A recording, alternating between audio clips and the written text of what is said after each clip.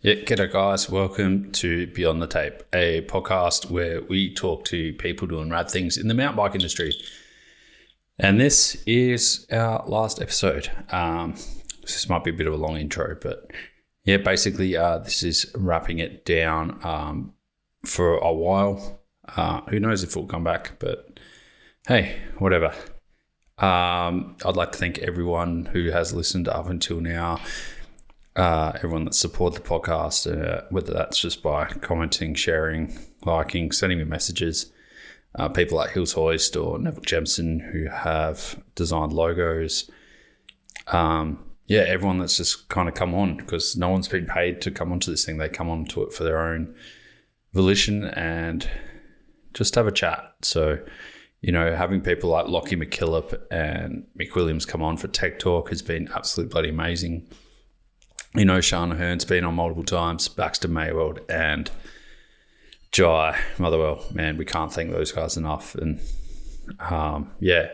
we've got a 2-time guest on this one as well with Josh Carlson, who spent 2 hours of his day to come and talk about broadcasting his new ventures, the new formats with downhill and everything like that. And to take 2 hours out of his day to do this is bloody amazing. So yeah, thanks to everyone that's listened. Thanks to everyone that's come on. And especially thanks to the sponsors who have come on as well. Trek Bikes, man, they've been so helpful. Without them, this probably wouldn't have lasted for as long as it has, just thanks to their financial contributions and keeping this thing running. Having small brands like Franked, Mountain Bike Apparel and Shred Bike Care come on, absolutely amazing for those guys to divert a small part of their pie, of their smaller pie, to come on and support this podcast has been epic. Fist Handwear, another Australian brand that's killing it. Love their work. Lead Out Sports as well. Capped Out Caps and Oakley. Like, those guys have really reached out and helped a lot. I can't say enough good things about the blokes at Taylor Trails. I mean, if you want to get down to Tassie and have the best riding experience with some of the best accommodation, amazing shuttles, everything that you could possibly want, those are the guys to hit up. Went down there a couple of weeks ago to shoot a bunch of content for them, and just reminded me of how into mountain biking and how good they are at showing you the places that matter in Tassie and making life easy. So yeah, thanks to everyone for their support. Everyone that's reached out to say thank you since I announced that this was going to be the last year. And yeah, it's been a wild ride, 5 years, a couple hundred episodes and over a couple 100,000 listens. So yeah, thanks to everyone. And for the last time, enjoy this podcast. Grab a beer, grab a water, grab a wine, grab whatever makes you happy and have a listen.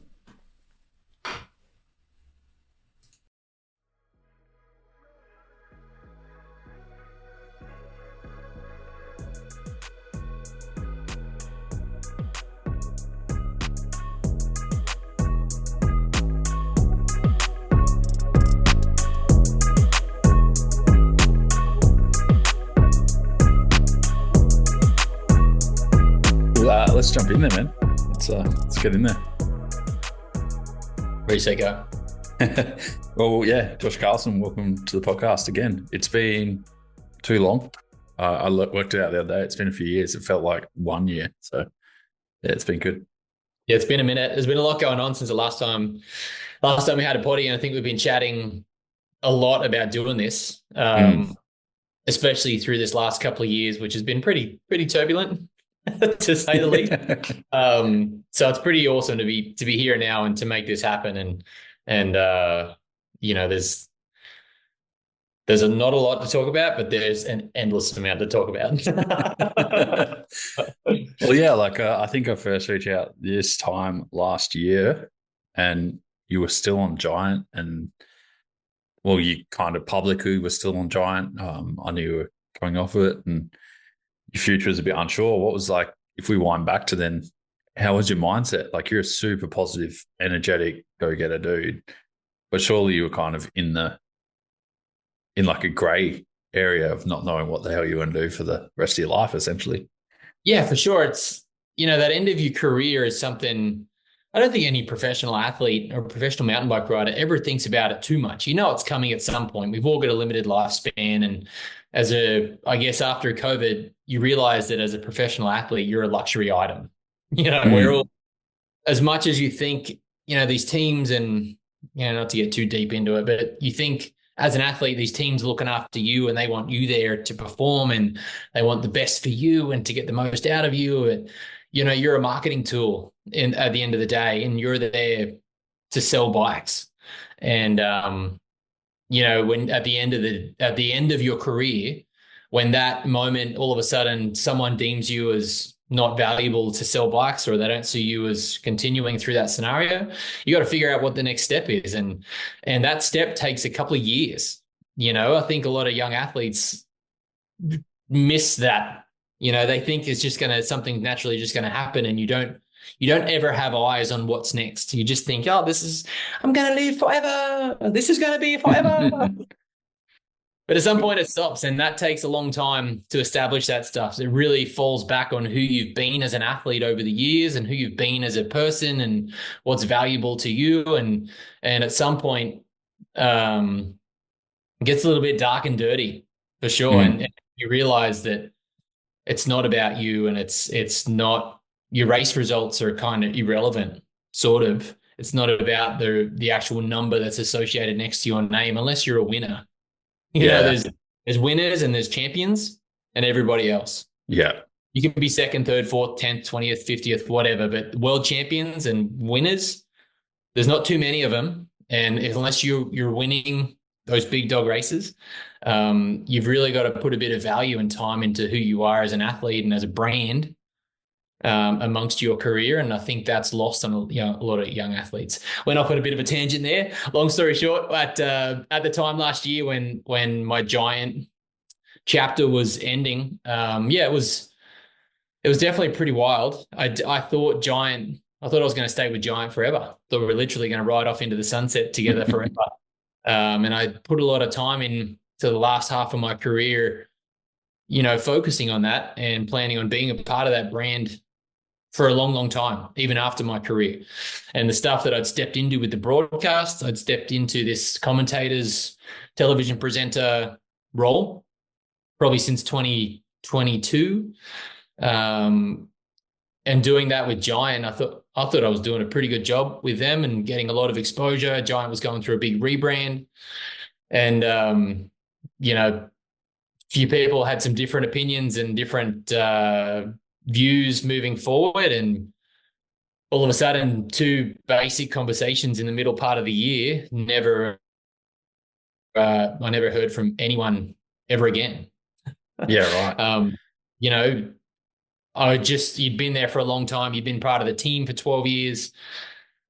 You've been part of the brand for 15 or 16 years or more. And literally from the moment I was told, look, there's no space, there's no e-bike racing on the team next year. There's no e-bike program. We don't have any space for you. I guess I just assumed we would have something to say goodbye together or a natural conversation. And it was radio silence from that point on. That's super awkward and weird, hey? It was awkward and weird, that's what made me realize that a lot of you have relationships with a lot of people amongst the company, and that I'd still have the same relationships with them. I've seen them throughout the series and around the world now. And I'd never not go up and say hello, and because we're friends and have a relationship outside of that. But as far as the brand and, in all the different countries, especially Australia and, over in Europe and France, the guys I met from Giant France and Italy, and, you develop a cool relationship with those guys, and they felt quite hurt by it. And I felt hurt that I let them down. I felt like I was representing the brand well, and I felt like we could have worked on something together in the future, but the phone literally never rang. And of course I can take some ownership towards that. Maybe I could have pushed the envelope further, but at the time I was pretty hurt for sure. And I lost my belief in the brand. So I felt like I couldn't represent that brand to the best of my abilities. And I didn't believe that if I didn't believe in it, then I couldn't believe that I was going to make you want to buy a Giant. So Yeah. that's what made me not pick up the phone. And maybe on the other end, that's what made them not pick up the phone. So anyway, yeah, that hurt. It hurt a lot, but it is what it is. It's part of the industry. It's, you get emotionally connected to these things, but it's just part of it, man. We all grow and we move on to bigger and better things. It was cool to watch during those 2 years. Like, I think I first kind of noticed you doing something different in the first nationals at Medina, which would have been 21, 22-ish, probably 21. And you were doing the commentary for the XC, and you're starting to up your YouTube stuff a little bit more and what you're doing on social. So it was like evident that you were rebranding yourself and where you wanted to go. Was there a conscious decision to go into commentating and stuff? I don't know if it was conscious. I guess over the years, I've always been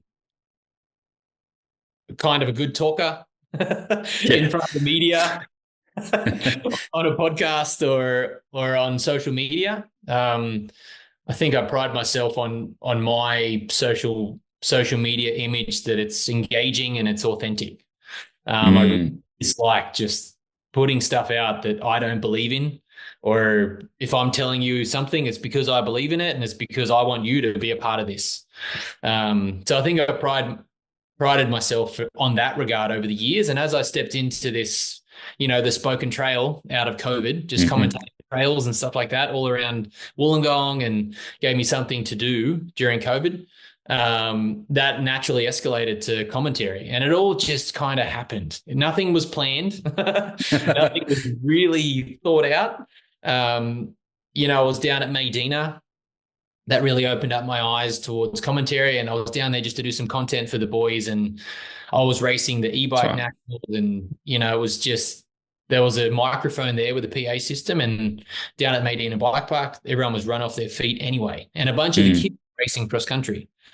And I was like, well, who's talking to the kids? Like, there's all parents and stuff here, and those kids barely get any recognition, but they're the ones that want that. You want to talk to them for their parents and just give them that stoke, and that's what brings them back.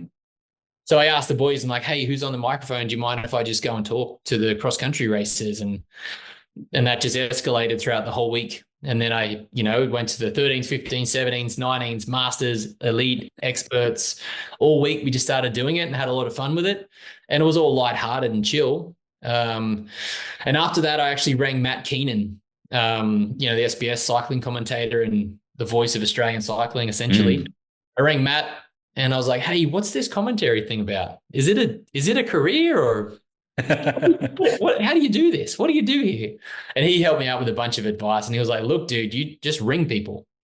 Chris Ball is the boss of the Enduro World Series. If you've got time, because we're coming into 22, 23, the e-bike schedule that I was focused on, we raced on Thursday. So then all of a sudden I was just hanging out Friday, Saturday, Sunday. So I rang Chris and was like, yo, I'm going to be around Friday, Saturday, Sunday. Do you want to do something? Do you want to do some commentary or presenting, or I don't know, do you want to do something? And he was like, yeah, that's a great idea. Let's do it. And it just naturally escalated from there. So he showed up to Scotland in 2022, and I met the guys from GMBN at the time. Yeah. And they had no idea who I was. They just thought I was a bike racer that just got thrown into this thing. And then from the first take, I was like, look, let's just do it. Like, you just point me in the direction and we'll just figure it out. And we did that. And they're like, have you done this before? I was like, well, not really, but we'll figure it out. Bang, it escalated from there. I was just watching that episode, which is on YouTube just a little bit ago. And that was actually a pretty good one. Yeah. Well, the first time I'd ever done that, it worked out pretty good. Like, we all know you can tell the tentacles off an octopus, but when I was down at Medina listening that first time, and it was usually the other guy that's always there, and he would it kind of droned on a lot. It's a fucking hard job, and I give him all the respect. But I heard like you come on, and everyone was just stoked at the information and what you were giving out to people, and it wasn't just, oh, here comes this guy third. It's like, this guy's done this, and you're adding a lot to it. Were you drawing on your racer experience then, and when you went to GMBN Have you just been drawing on your experience and that's what makes it a bit more natural to you? Yeah, for sure. And I think I'm drawing on trying to explain that. I mean, my whole career Mm. it's always been in a state of trying to explain what I'm doing. I've found myself constantly being in a space where people don't quite understand what I'm doing. Coming from cross country to enduro back when I moved to America, uh, Mm. 2010, 2011, 2012, a lot of people, especially at home here in Wollongong and Australia, were like, enduro? Why are you like at the time, enduro was cross country marathon. True. It was 7, 8 hour pairs races or 6 hour enduro cross country races. So for me to go to America and race enduro, everyone was like, what? You're not a marathon rider. And I was on the verge of going to a pro road cyclist. So, I was at this crossroads. The diverse crossroad there. It was, man. Like in 20, this is off topic, but in 2011, I was living in Colorado, racing a bunch of road cycling races and crits, and then doing a lot of cross country races. And I fell into this Super D thing in America. And, I got a bunch of pro continental road cycling contract offers. And at the time, in America, that was between 30 and 50 US thousand dollars to go and race on the road. And I was like, man, I don't know. And my coach was like, dude, if you want to do this, you'll do it. You drop 4 kilos and you'll be a Tour de France GC dude. So it was like the Mm. numbers that I had were in this weird space of like, I could do that if we really wanted to. And it wasn't like, have a crack. You'll be great. It was like, no, if you do this, you're going to do this. So we're going to figure this out. Anyway, I went the mountain bike route.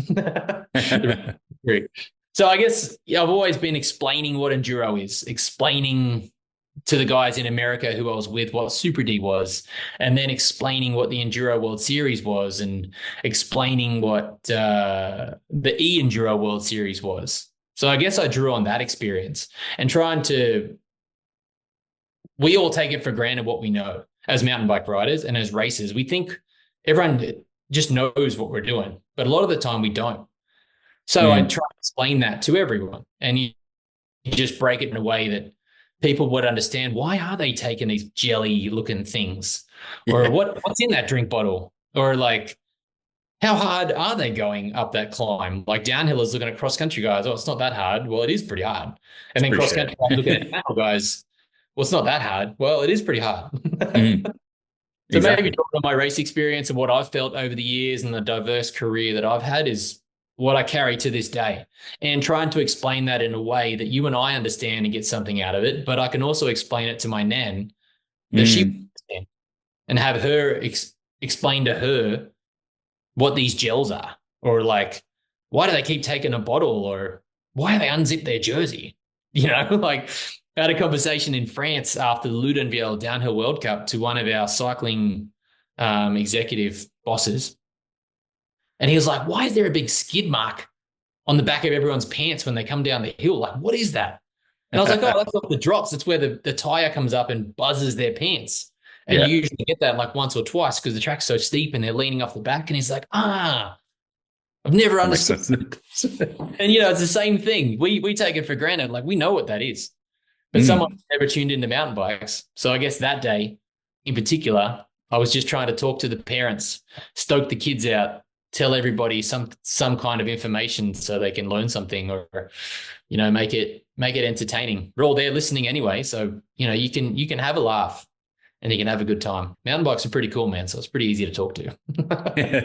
And I mean, like if you're racing downhill and nationals, there's XC going on, there's everything going on, and there's nothing worse than listening to average commentary for 8 hours, 10 hours a day. So like. And the commentators who do it, like it's hard, man. You're talking from 9 a.m. till 5 p.m. about the same stuff and announcements. And, I've learnt a lot over the years and have a lot of respect for everybody who does that. And it's definitely difficult to maintain your energy, your focus, be entertaining, be informative, and give the riders, and that's something that they can kind of look into as well. It's pretty cool when you hear your name broadcast over the PA. And it's pretty cool when your parents hear that. Like, oh, I know that guy. Oh, yeah. And it's the same thing all over the world. And then, like, you're organizing TV interviews and stuff while in the midst of you commentating as well, like that SBS thing we did in in nationals this year, trying to Yeah. text you while you're commentating. Like, Yeah. the fuck? When are we Yeah. making this happen? Like, Yeah, it's totally. unreal.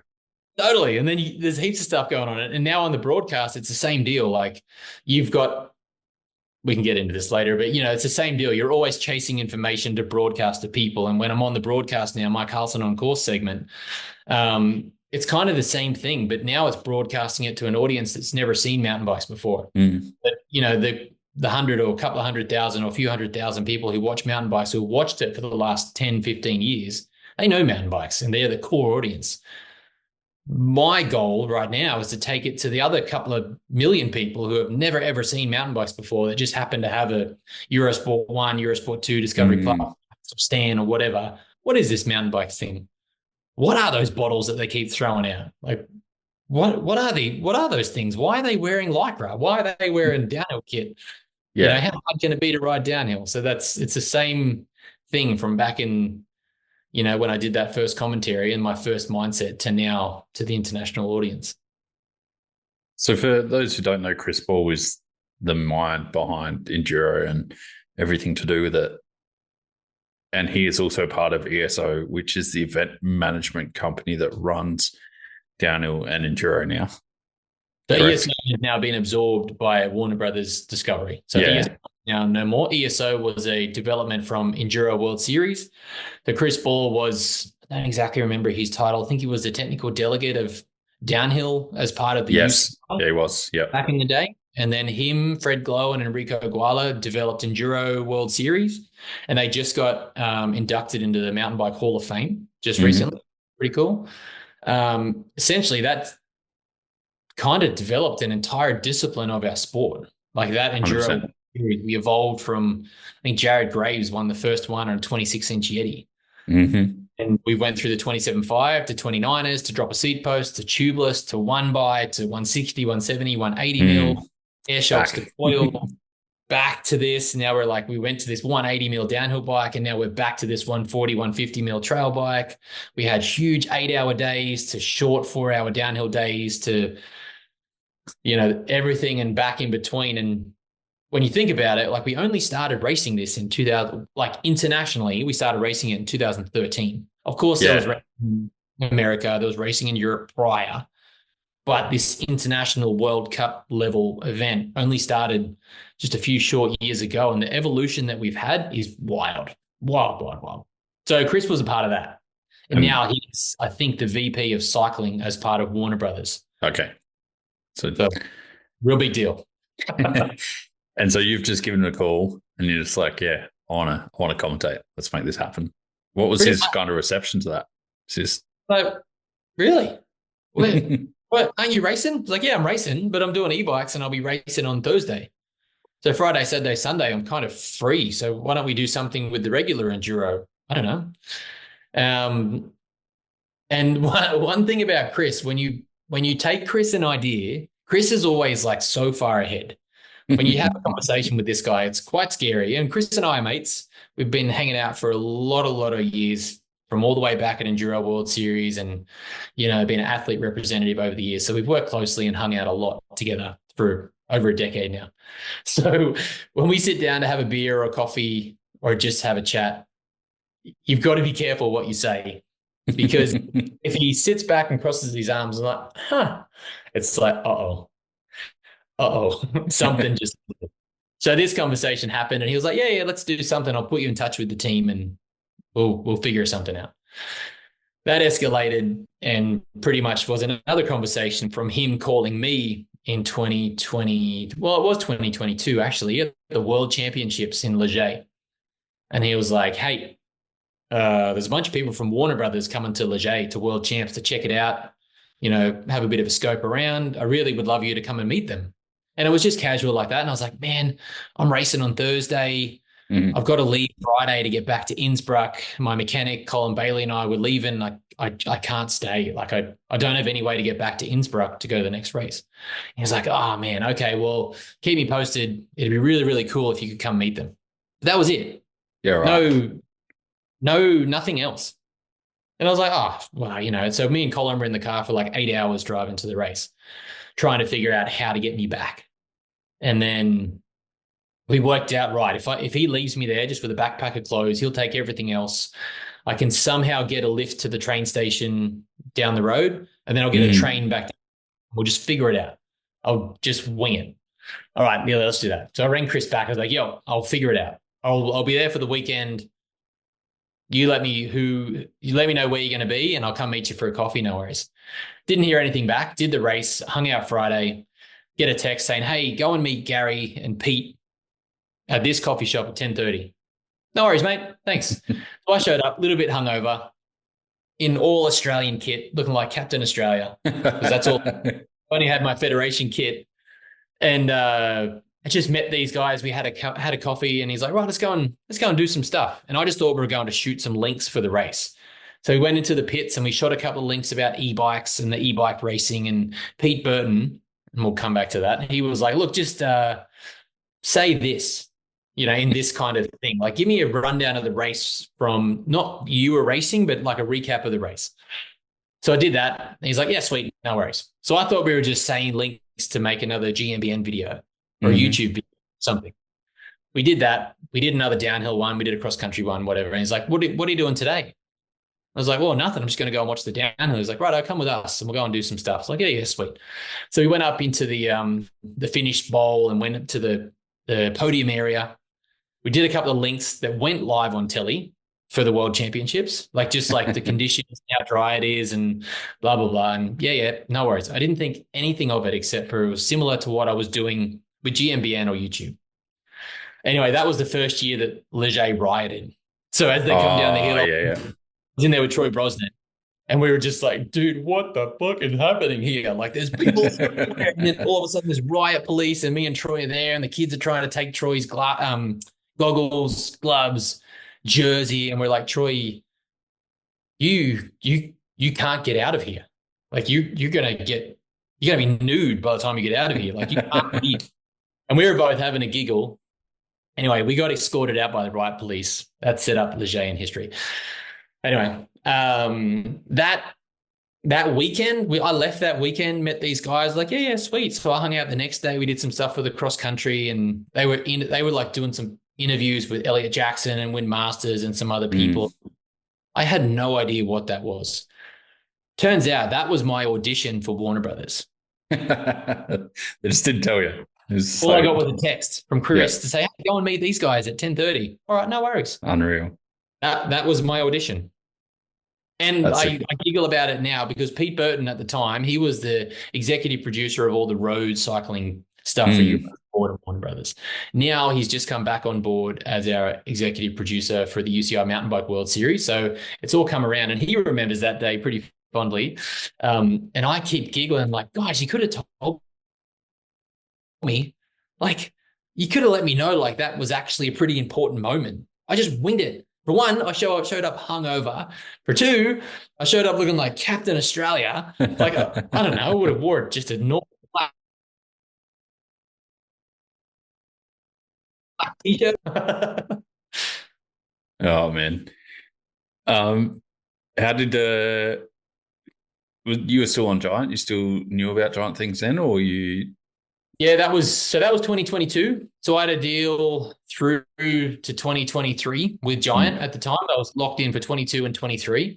So going into 2023, I got asked to come on board as just a pit reporter, reporter kind of thing.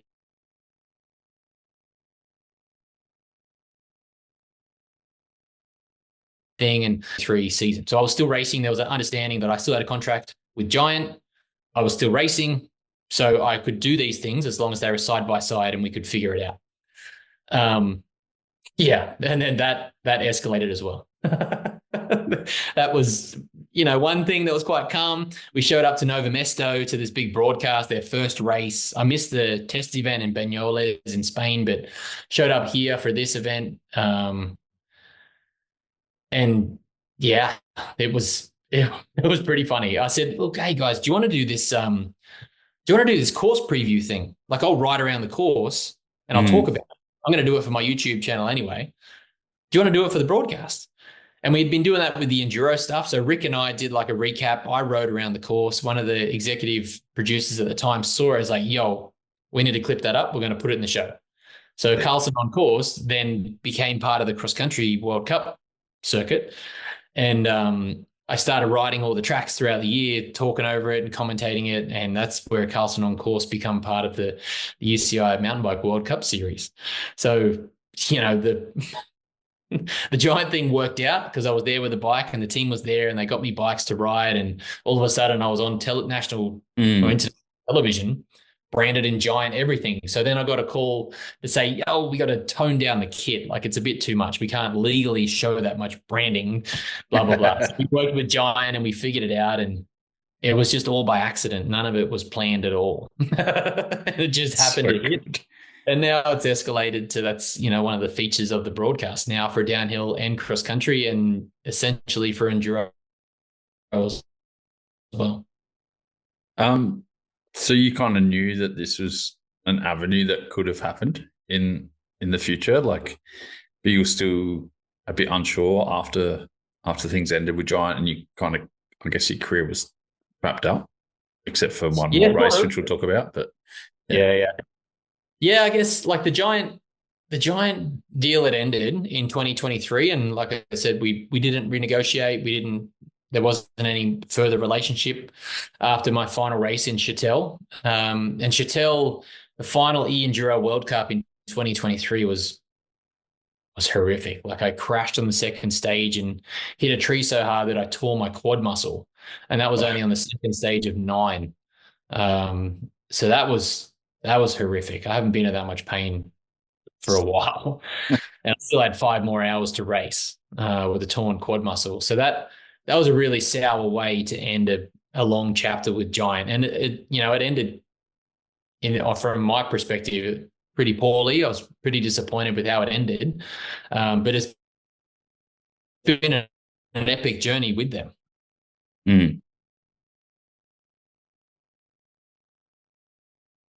Like, all the cool in such a way was definitely a bit sour. And it wasn't exactly the way I wanted to end it. So I didn't plan on stopping racing in 2024. It was more that this opportunity with Warner Brothers was growing more and more.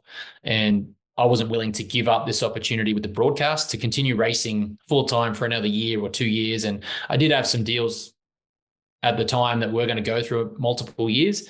But the opportunity with the broadcast, I realized, was a pretty big one.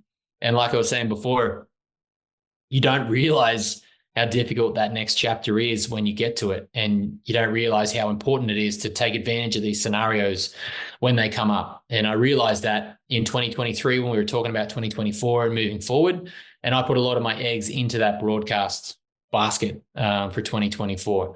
And conveniently, like, the Giant thing had ended. Racing was still on the cards, but this broadcast was a lot more important to me at the time and had a lot more potential. And that's where I wanted my career to go. I really wanted to step into that avenue and make 2024 a pretty big one in that step towards the next career. And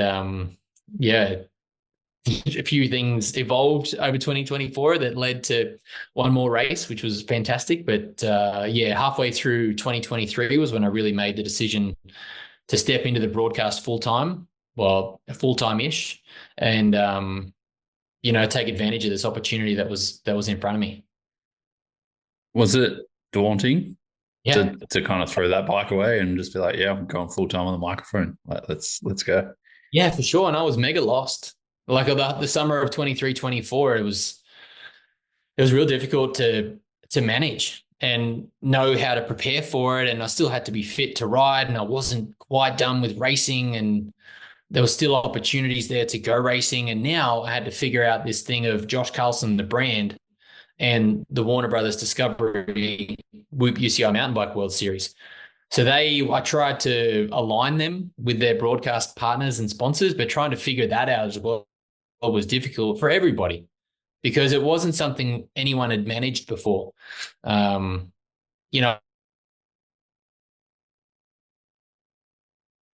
was still racing and still am in that personal,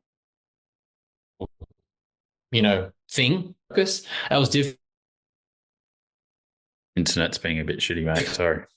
Thought for a lot of people, that was difficult for all of us to negotiate and manage. And I was really lucky that Warner Brothers, my sponsors at the moment, Husqvarna and Lusty, and everyone was willing to work together to make something happen and figure out this space together as we move forward. So now we're a lot more aware of what that looks like moving into 25, but that took a long time. So yeah, it was daunting coming through 23, 24 for sure. It was daunting because I'd left a brand that I was a part of for, like I said, 15 or more years. Were you valuable?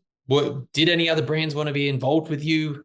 Was this the right step? Was it lucrative? Was it not as what you hoped? Was it going to be more than you'd hoped? There were so many questions that left you in a funny space. And for the first time in 15 years, I didn't have a 20 to 30 hour training week to focus on all summer. So, normally summer's pretty pinned from training and preparing, and you've got this goal for the first race. So every day you wake up, you know what you're doing. Now, what's my goal? Don't get fat? I don't know. Like, just you got to stay skinny for TV. You still got to ride your bike. Like, what do I do? What do I ride? What am I doing? Do I need to go fast anymore? Do I need to pedal more? Do I have to ride a bike at all? All these questions were running through my head, and it was definitely a wild time. It's something I can relate to in some ways. Like I worked in bike shops for like 8-9 years. Been doing media for 5 or 6, and I'm kind of stepping out of that realm a little bit to kind of divert things a different way and split my time between a few things. But did you find it kind of creates an identity crisis within? Yeah. It's so sure. weird, hey? Yeah, fully creates an identity crisis, and it's been a part of who you are for so long. And it's not necessarily that you lose who you are, but your whole routine is focused around a goal and focused around a result. And when you get that result and that number, when that's associated next to your name, that's how you feel achievement, right? So when that number's not there, or that race isn't there, or that goal isn't there, well, I just had to show up to the races and talk. Well, as long as I could ride the things, ride the courses and talk to it, it was a different focus and a different thing to what I'd done every day for 15 years or more. Even before that, when I was a motocross rider, you're always training to race motocross and training to be fit and working on things and the bikes and the sponsors. And now that was all gone. So who are you outside of racing a mountain bike? And that's what I had to figure out. And you loved racing mountain bikes, and you also had to figure out, well, do you love racing mountain bikes? And I know it sounds really funny, but as a professional athlete, that's your job. Like you're paid to race mountain bikes, and you're paid to get a result. You're paid to be top 5. You're paid to be a winner. You're paid to be top 10. You're paid to be top 20. And all of a sudden, when you're not there and you're working on these ambassador deals and these content creator things, that's a whole different mindset. And that's something that took me more than a minute to figure out. And that identity crisis thing was real, for sure. You get to that point where like you don't know if you actually like the thing anymore, or you just do it because it's your job. Exactly. Yeah. And like the idea of going for a bike ride for fun, this sounds horrible, but when it's your job, you're constantly riding, thinking about something. You're thinking about, my suspension's different. I need to work on my positioning. I need to be faster here. I need to be fitter here. I need to be smoother here. You're always thinking about something to be better to get that result. And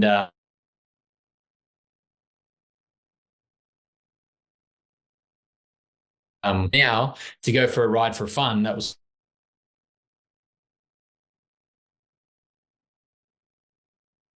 foreign. And that was weird. To go and race a road crit just for fun rather than chase numbers and have a purpose. To go for a mountain bike ride just because you want to go and do some jumps, or you just want to go for a shred, or that was foreign. It still is foreign, to be fair. And it's still something I'm trying to figure out. Having a 9-year-old definitely makes it easier to figure out. I was going to say, like, your partner would be stoked, right? Like, you can be home and looking after the kids and doing the work for a bit.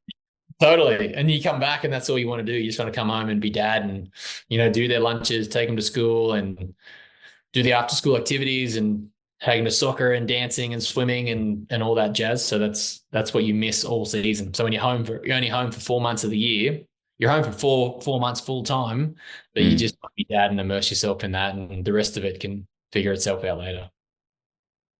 Was it kind of weird stepping into this new role for you and your life changing at the same time? Basically, the face of mountain biking was changing as well. It was definitely weird, and it was a lot. Mm. You're coming at it from a racer's perspective, and you're still part of the scene, and you're intimately attached to all the teams and the riders and all that kind of stuff. And now our whole face of the sport was changing, and all of a sudden you were a part of that change.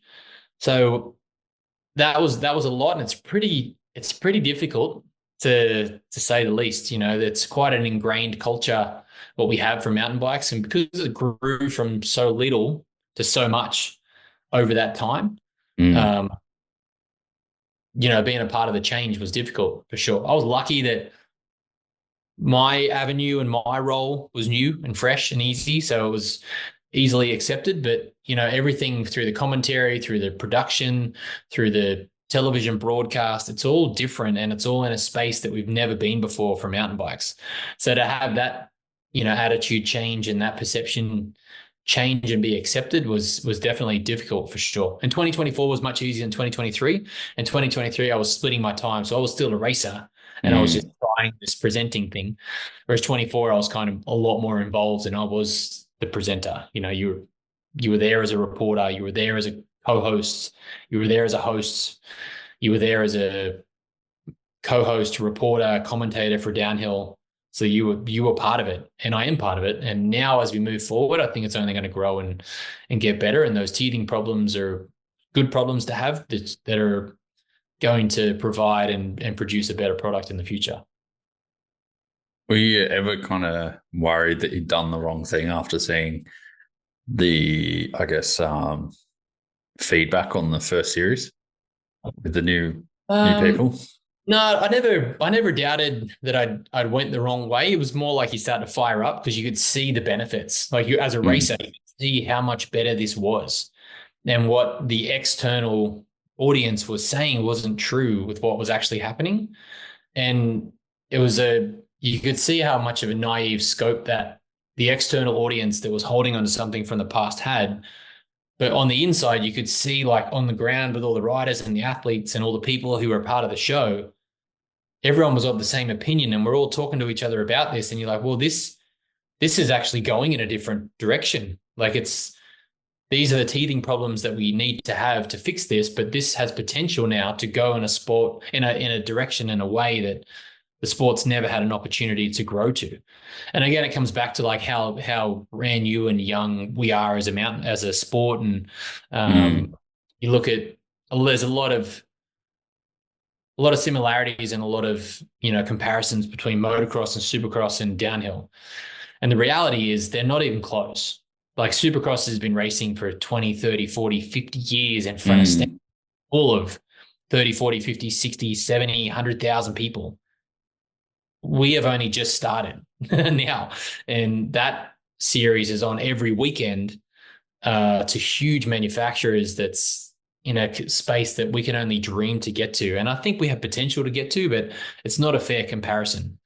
When we were on the ground in 2023 and 2024, you can see how much better it was and how much more growth there had been. But then the external audience and the comments that come back, it was definitely hard to take for sure. But to answer your question, no, I never doubted it. I never Mm. doubted it. I don't doubt it now. I think the sport is still in a huge evolution process, but where it's going, it has potential to go places it never would have had the potential to reach before. And the industry, the sport, as long as we survive to get to that point, we'll be in a better place for it. I think, like, from an outsider perspective, it's so hard to get any transparency on the growth or reduction of anything. Like, we Yeah. never saw numbers from Red Bull. Like, you never know how many people actually watched anything. I've heard numbers and I've heard of things getting leaked, I guess is the best way to put it, but there's never been any concrete information. And now there's still not huge concrete information on Warner Brothers is reaching or hitting. So it's all kind of guesswork to people Mm. commenting about it. So it's always been a bit weird. And it was always on a free platform. And that's the biggest thing that got everybody, right? All of a sudden, this thing that you loved and you could watch for free was now you had to pay for it. And again, like I don't hesitate to pay for a Supercross subscription to watch Supercross every weekend, and whatever that is, $300 Australian. You don't hesitate to pay for that. But the moment you've got to pay for a subscription to watch it on telly, and all of a sudden it just puts everyone on edge. And we have so many subscriptions now, and another $20 a month, and blah blah blah. The plus side of that is that there are so many people that already have that subscription that don't even know mountain bikes exist. And that's where the biggest appeal was. And I think that was a big struggle that it's been over the last couple of years, was the core audience will always figure out a way. But Exactly. the core audience compared to the potential audience are not the same. And the potential audience is huge and totally worth it. And the potential audience that Warner Brothers has is what's going to grow our sport to become what we can only wish and dream it has potential to be. The core audience has been part of it for the last 10 years, and Red Bull's done a fantastic job. And everyone's associated mountain bikes with someone like Rob Warner or Bart Brenchens or Red Bull, because we're all so intimately, a part of it. And we've all grown with it together. Now, that little baby needs to go fly. Fly. I think there was also like a lack of understanding from, I guess, Americans, Canadians, Australians, a lot of people that don't understand how fucking huge Eurosport is. Like, it is so big that people just don't comprehend like how many people could possibly reach. And of course, like communication, it'd be great to have communication of those numbers, and I'm sure someone would have them. Like it's not like they wouldn't have them. Like that's their thing. That's their bread and butter. That's what they do all this for, is to have people watch the show. So someone knows that, but it's not that easy, and it's not information that kind of should be readily available, and it's not that kind of information that is readily available. But yeah, I mean, it's right now it's heading in a place that is really, really good. And there's, you get right into it with the changes that are happening for next year. But a huge thing we're lacking in mountain biking all around the world really is this growth in national series, especially here in Australia, continental series, and why would you go and race a national series, or why would you go and race a continental series when you can just go and race 4 or 5 World Cups? You go and race a World Cup. That's great. That's the same cost. But why would you race a Continental Series? Because the value is in racing a World Cup. Why would you go and spend the money to race an Australian National Series all summer when you just spend that 20 grand to go and race a couple of World Cups in Europe?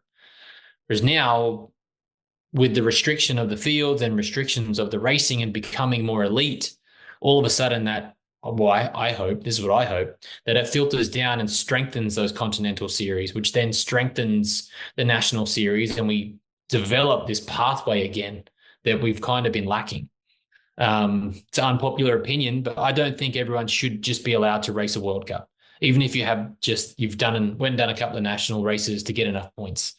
World Cups are gnarly, dude. And the speed that they have to go, it is wild.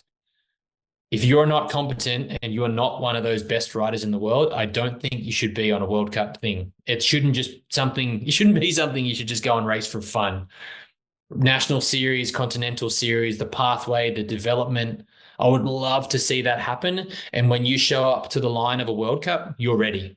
You can't just show up to a race run for an AMA Supercross. You don't just show up to a Supercross race and think you're going to be a part of the 20-man main event. You don't just show up to a V8 supercar race and think you're going to drive one of their cars. Dude, I can hit a tennis ball pretty far, but I'm not playing at Wimbledon. You know what I mean? Totally.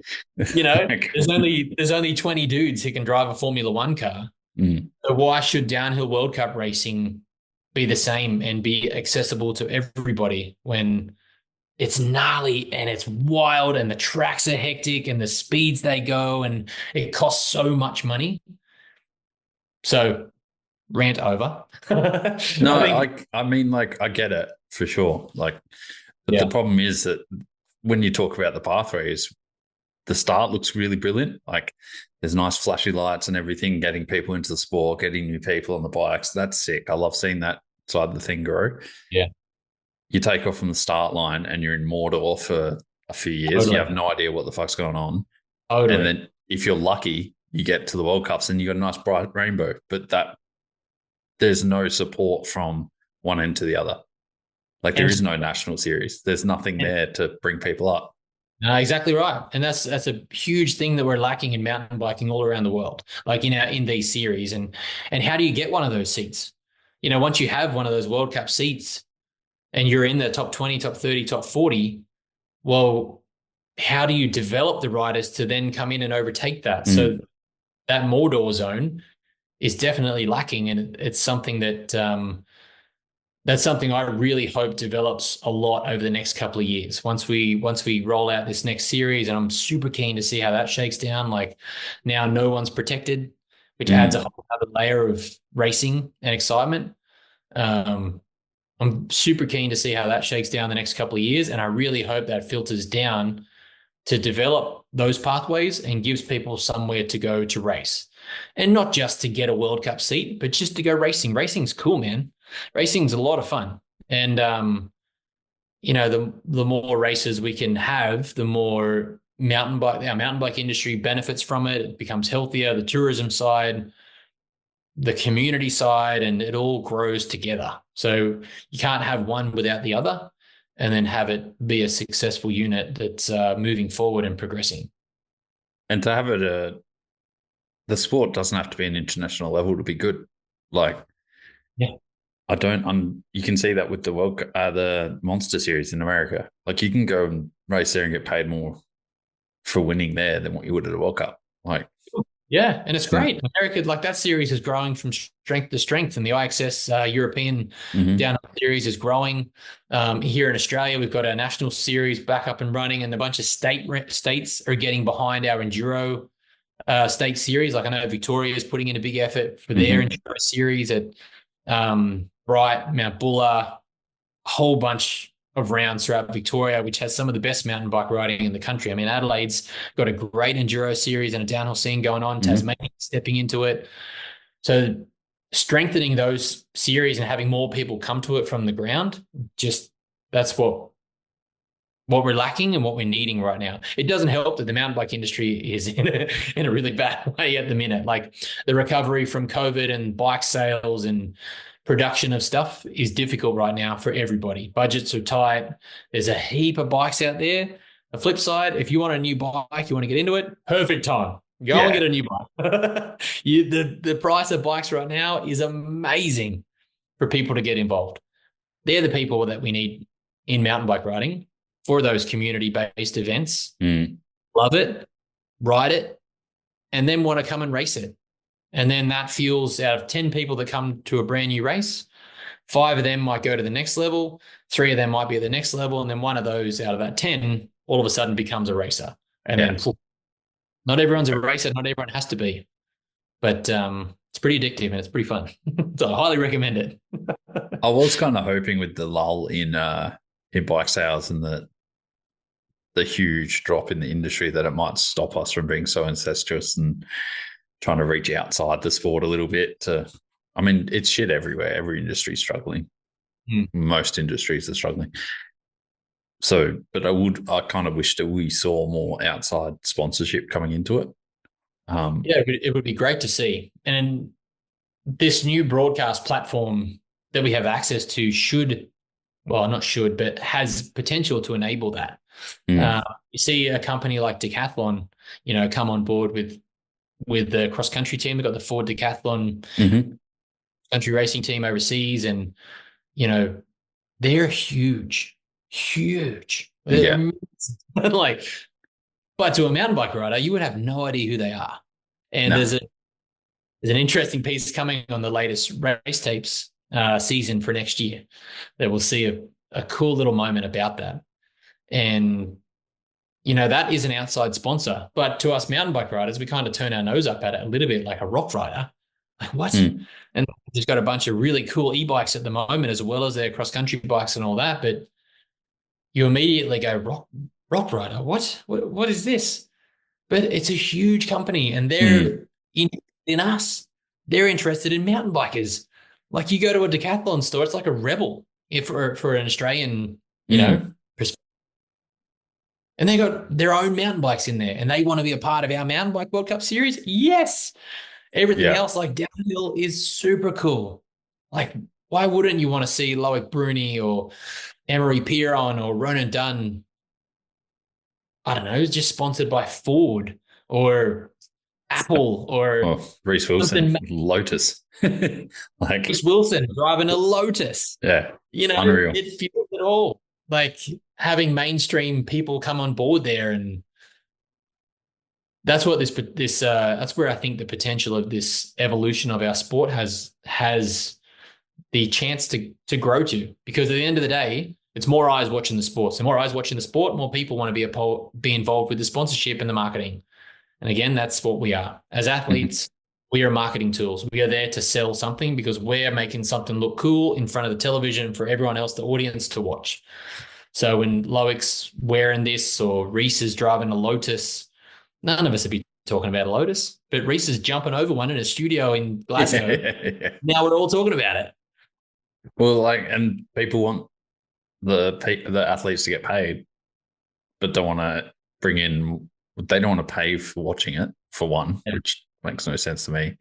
And Yeah, then they don't want bigger industry to come in, and you're just like, well, you can't have your cake and eat it too, right? Like, for sure. And we're all guilty of looking at comments and reading the feedback online. And we had a moment in Poland earlier in the year at the Enduro World Cup, broadcasting the numbers and bits and pieces, and everyone did a fantastic job putting that series together. Like the videographers, the photographers, the editors do an insane amount of job, insane amount of work. Like I'm just the puppet at the front of it, really. And it's all them. It's all the hardworking guys on the ground that are putting that show together.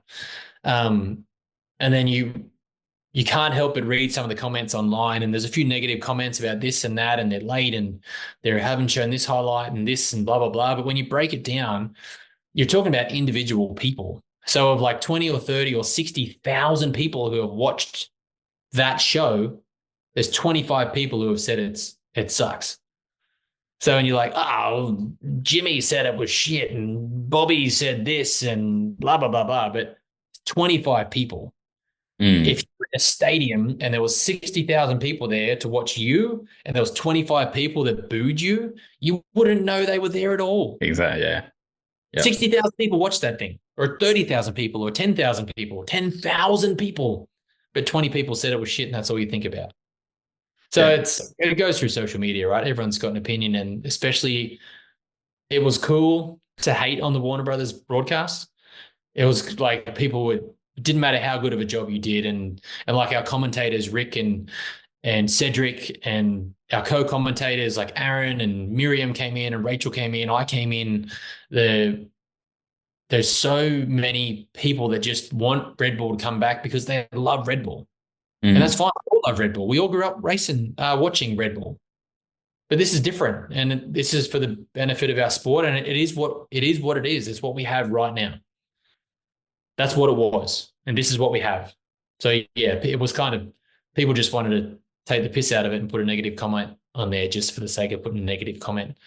And it definitely gets a little bit, it wears a little bit thin every now and then, but you have to put it into perspective. If there's however many people watching the shows, 100, 200, 300,000, who knows, it could be millions. Let's fingers crossed it's millions. Um, but if there's a couple of 100,000 people watching our mountain bike broadcasts, and there's 20 people saying that it sucks, I think we're doing pretty good. I mean, Cedric was a huge teething issue. Yeah, But but in Cedric's defense, I think Cedric did a great job. Cedric definitely struggled because he's French. oh And man, now he's doing yeah. French broadcasts. So if you or I, or any one of us who's an English speaker, got stuck into an Italian broadcast or a French broadcast, and you had to speak French, like, dude, walking into a cafe to Mm. order a croissant and a cappuccino and a ham and cheese baguette is stressful.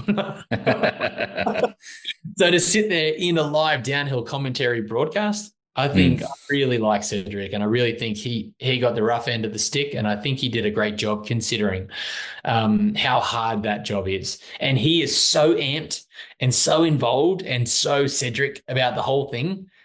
You can't knock his enthusiasm and his passion, because there was a couple of times I think we commentated the junior downhill World Cup races one time, and together, and you see how amped and passionate he is, and you're like, you're looking at him and you're like, oh, I gotta be like that guy. Okay, we both get amped and we can't spit out any words because we're so excited. So Cedric, I think Cedric did a really, really good job considering. Also, you got to remember that it didn't matter who was in that role. No. Rob Warner was Rob Warner. And now whoever was going to follow in his footsteps was difficult because comes with such a following. So that was a big part of the teething issue, that people weren't even looking at how good the broadcast or commentary actually was because it wasn't Rob Warner. So I think Rick and Cedric really copped it in that regard, which is unfair for sure. But it's part of the teething problems. They weren't necessarily looking at the commentary; they were looking because it wasn't Rob, and that voice is iconic to an entire generation of downhill and our sport that grew our sport nothing to what it is now. And now this is, like we said, it's time to fly. Well, even in like 5 or 6 years, people won't even know there'll be riders who won't even know who Rob Warner is. Like, that's right. And what's wild now is that on the downhill circuit, there's people who don't know who Aaron Gwynn is. And you're like, 100%. They just think he's a commentator. And you're like, mate, we were organizing stuff in Mont Saint Anne and he was racing. And they were like, oh, well, Aaron qualified, but when he comes down, we'll get him in the booth. And I was like, guys, whoa, hang on a second. He's probably going to be on the podium. And they're like, what? What are you talking about? I was like, mate, he qualified 7th. Like, he's probably going to be on the podium. And then it rained and he had dry tire and shit in the bed. But all of a sudden, you're like people in the Warner Brothers broadcast, they wouldn't know who Aaron Gwynn is. Obviously, Rick and I do. The people are intimately aware.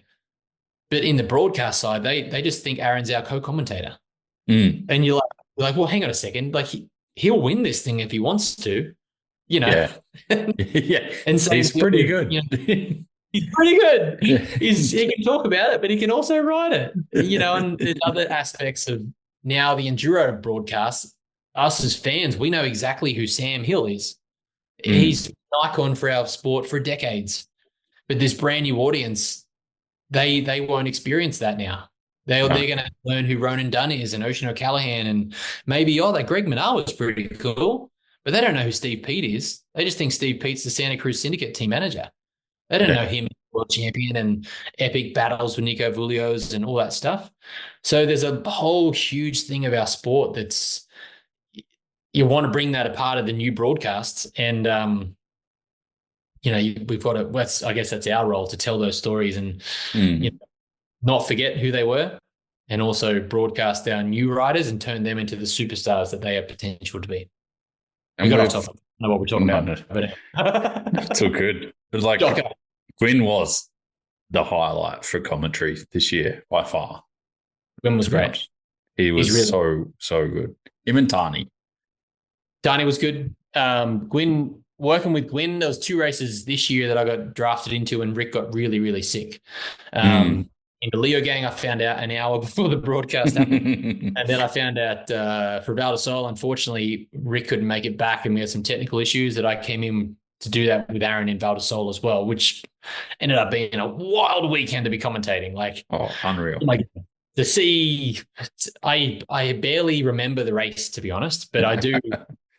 That was wild to witness something that run from Emery Piron in Val di Sole will be one of those runs we talk about forever. Like the way the track had deteriorated, how wet it was, how gnarly it actually was with the fog and the rain coming in and out.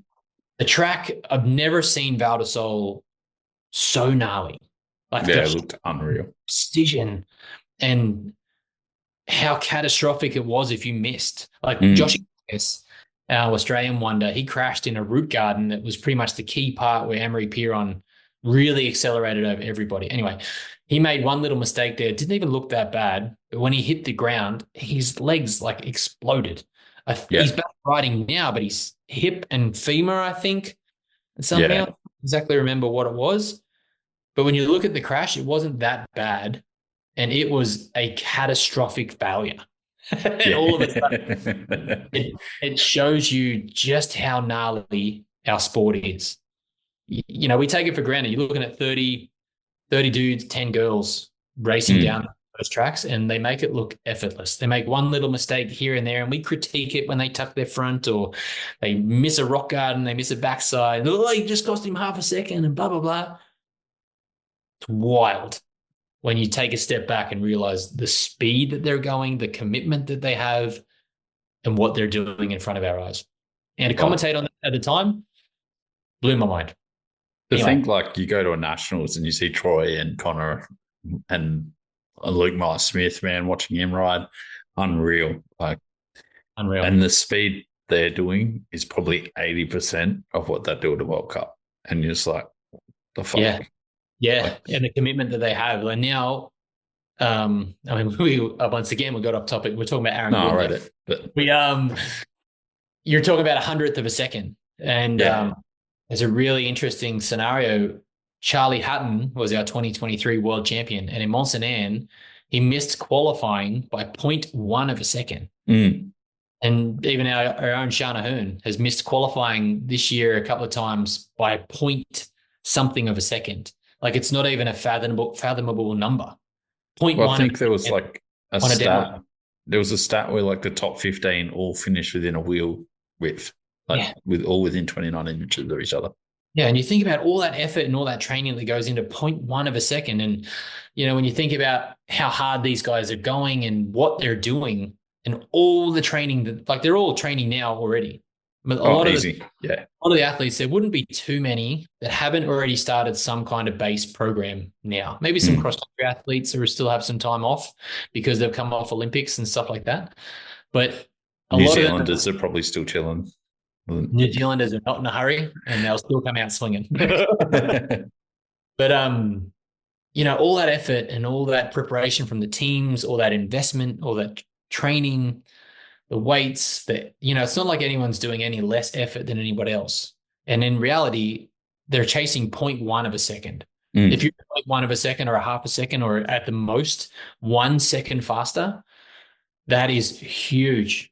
Huge. 0.1 of a second between 6th and 5th is massive. Between 2nd and 1st is massive. That's the difference between 31st and 30th, 11th and 10th.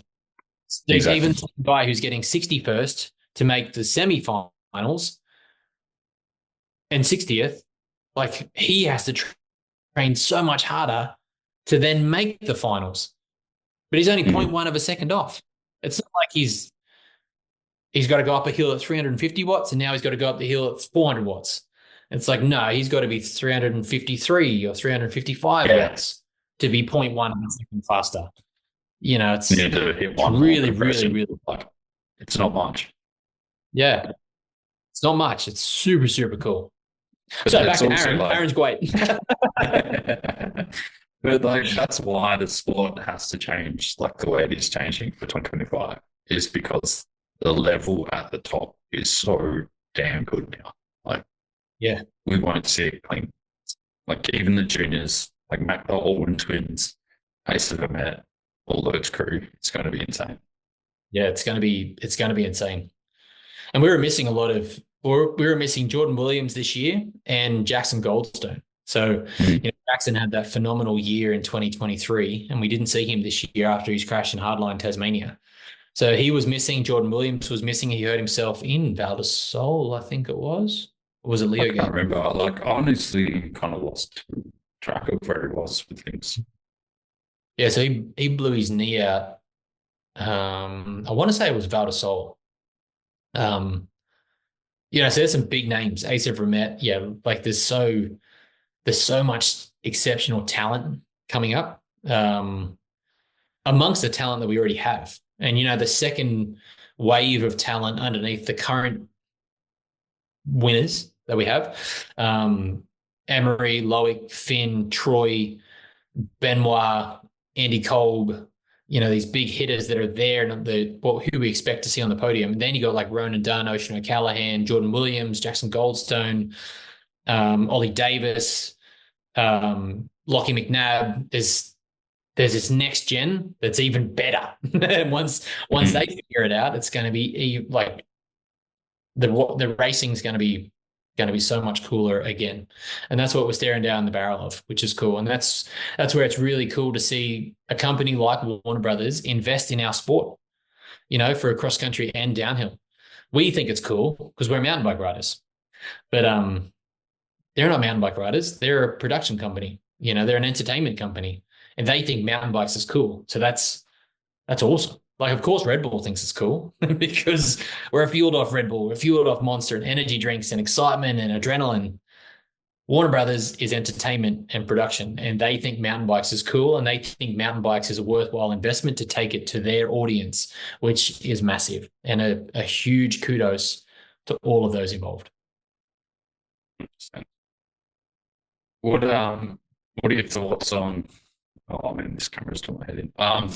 What are your thoughts on this last chance qualifier? You're a big motor dude, and you know all about that. Like, I'm so keen for it.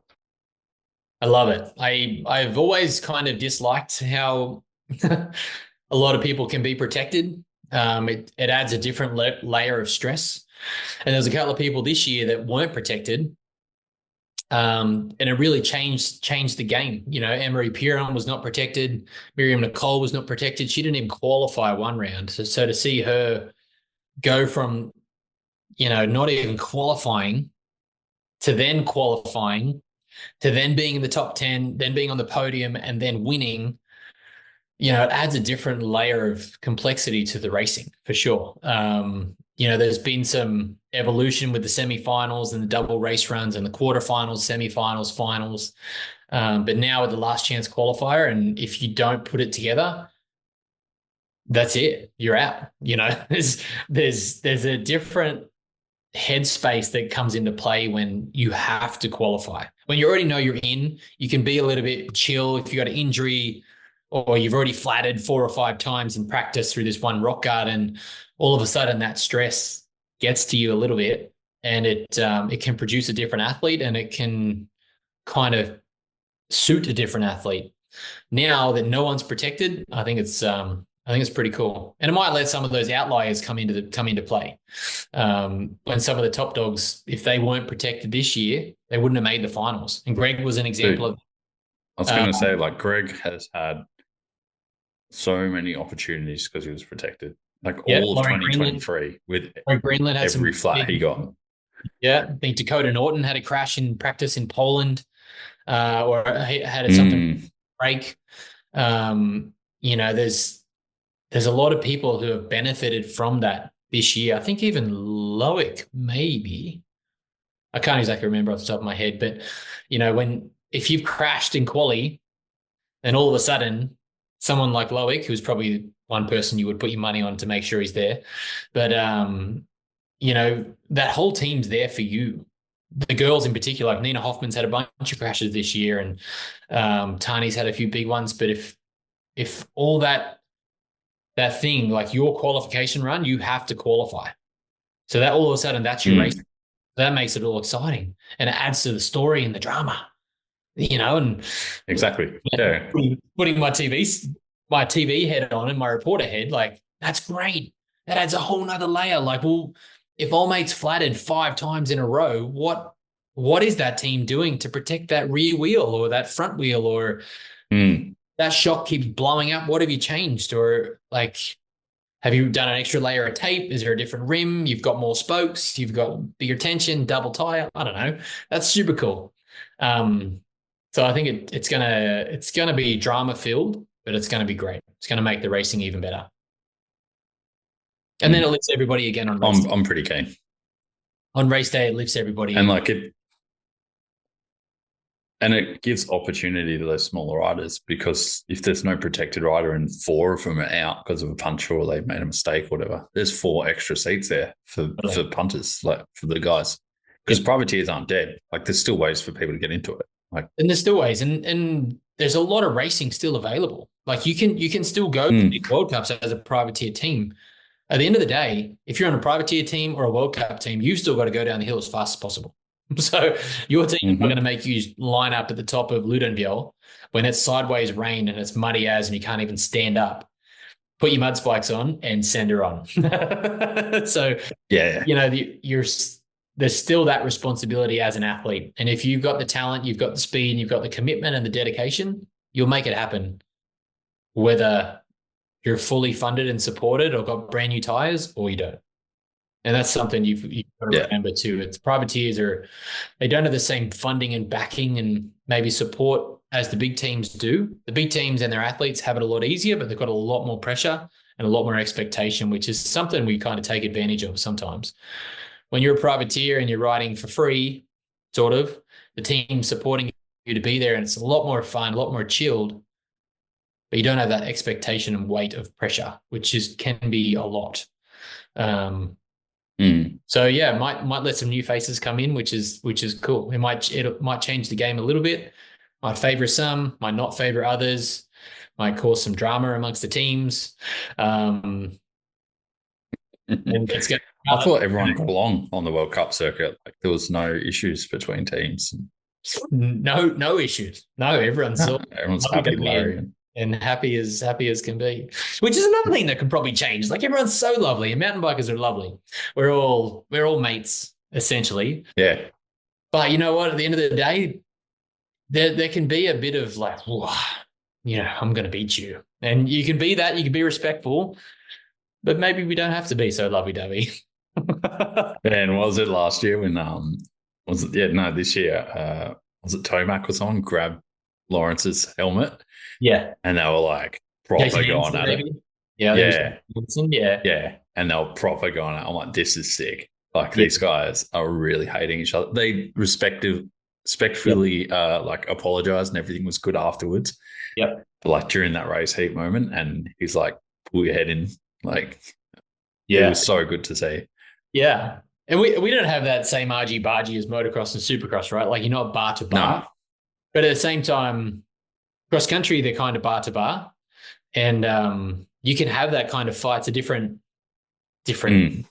way sort of thing, but you can have that argy-bargy fight in cross country, which is cool. And downhill, like, you know, when you're lined up at the start there and you need to give it everything you've got and whatever it takes, if that's the fire that you need to go to that hill as fast as you can possibly go, like, you know, that's what you need. And it just feels it all. Like it feels the whole thing. It feels their personalities, the attitude, racing, the crowd, the fans.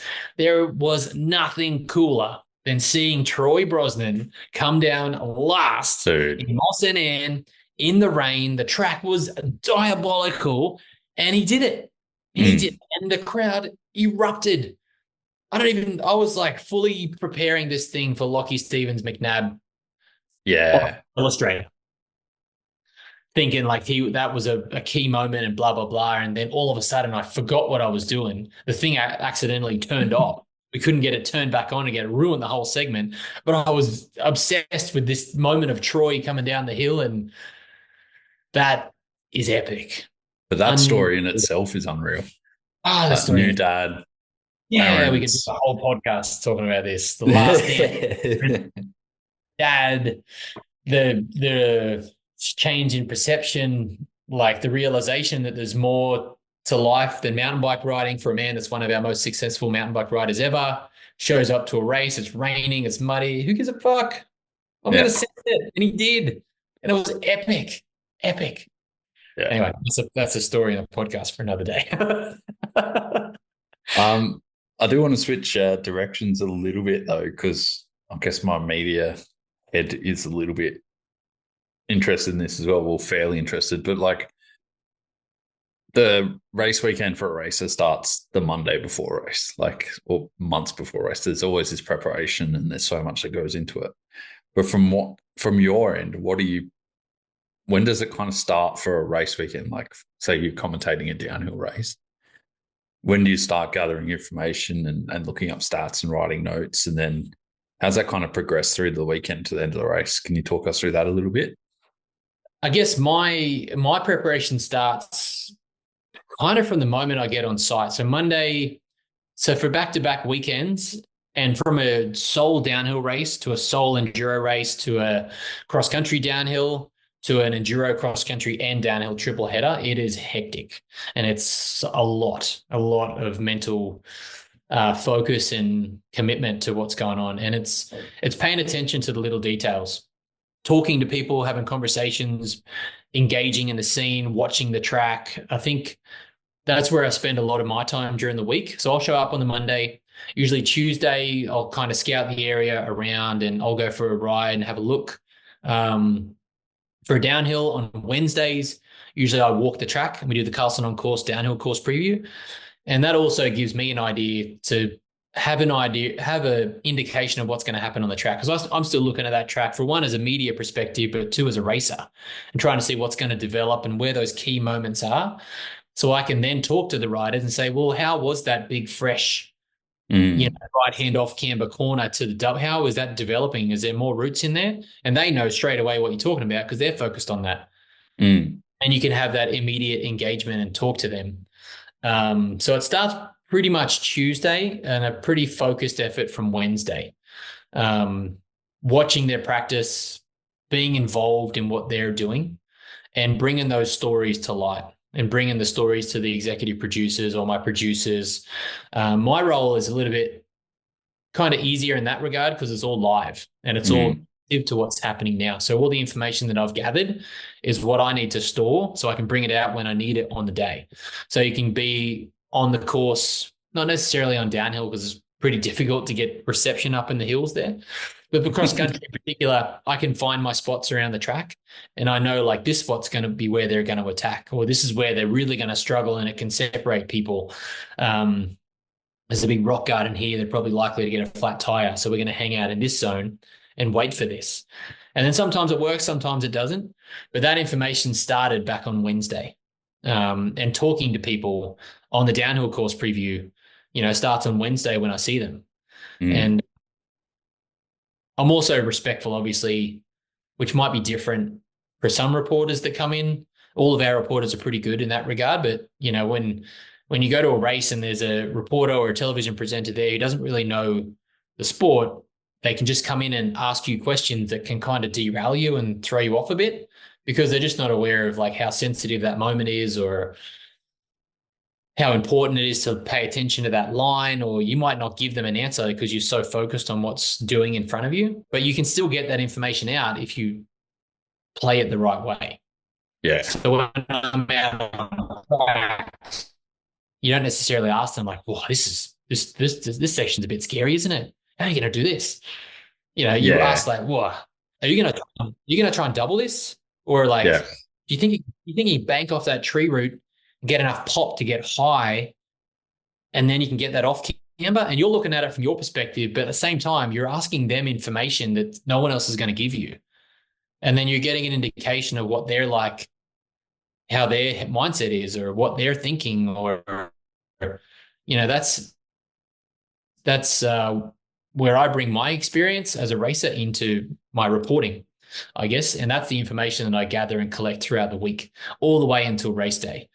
It may look like you're just walking around talking to a lot of people, which I do. But that's gathering information and watching bikes, going to hang out at the team pits, talking to mechanics and team managers and asking about tires, asking about suspension setups, asking about if someone's swapped their frame out or, you watch someone crash and all of a sudden are they okay? And for one, you're genuinely concerned. And two, you're asking them so that information to bring it up on the broadcast and being respectful in a way that, they're not going to be upset that you told the world this, but it's representing and respecting that athlete to the best of your ability on the broadcast. So long story short, it starts about Tuesday, Wednesday. And going between downhill, short track, cross country, and enduro is hectic. It's you can have that.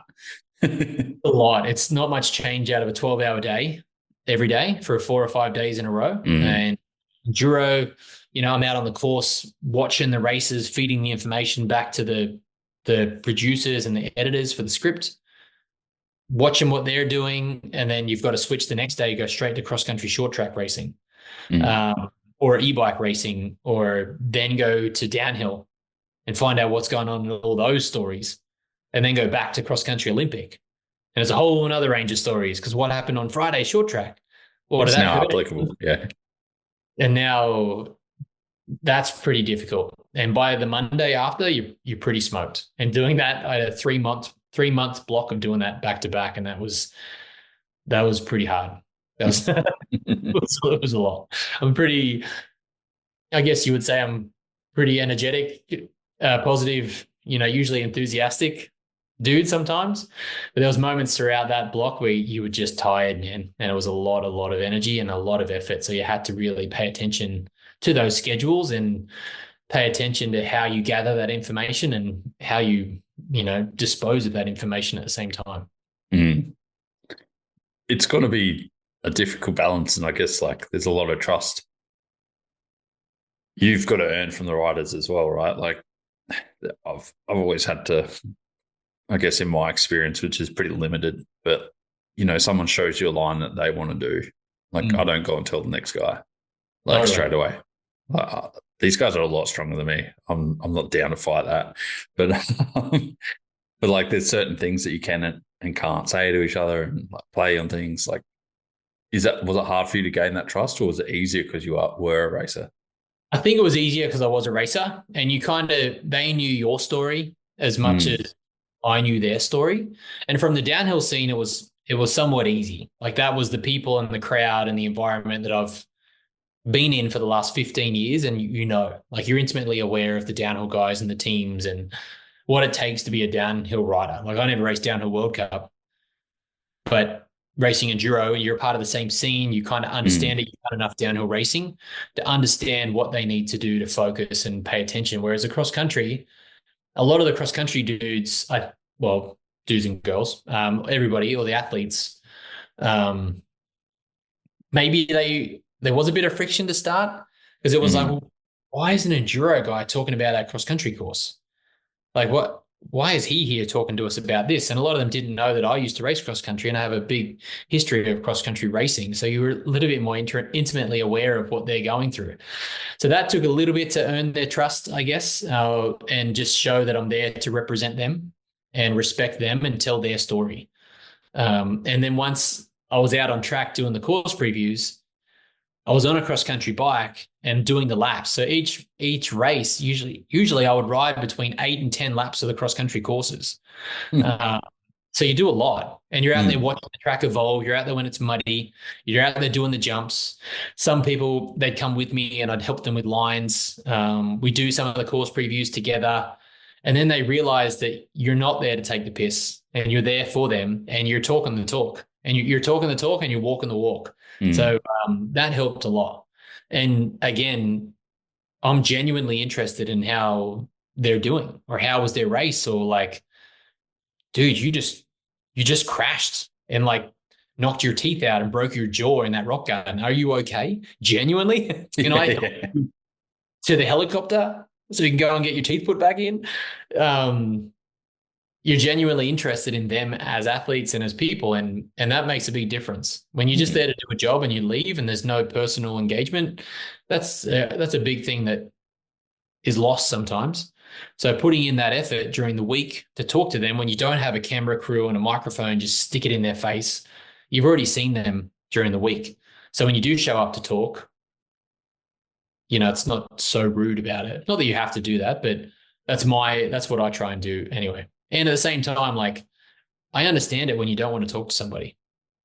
If you just have a shitty run or a terrible race, or you're so nervous and fired up, like you can't physically talk, and some of them will shake me off and be like, nah, I'm not talking. And you're like, no worries. You go to the next one. You have a plan ready for people to talk to you. And afterwards they come up and say, look, I'm really sorry, man.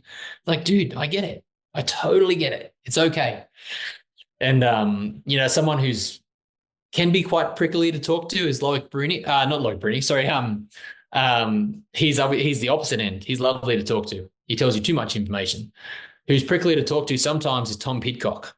And I've had a few experiences with Tom over the last couple of seasons where you get that standard road response, and they're just kind of robotic in their responses, and they're trained so well professionally that they know how to answer the right questions and give you enough information that, calms the nerves and gives you what you need, but it's not any real information that anyone else could tell you otherwise.